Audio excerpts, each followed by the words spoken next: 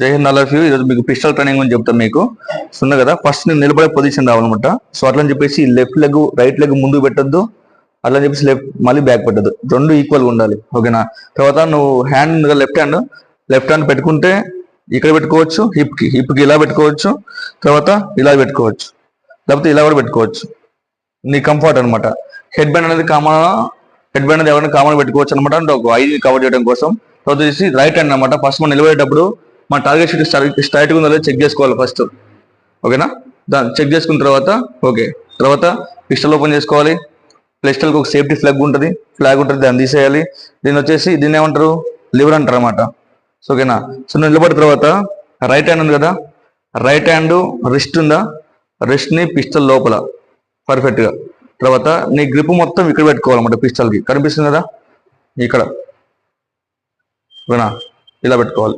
ఇలా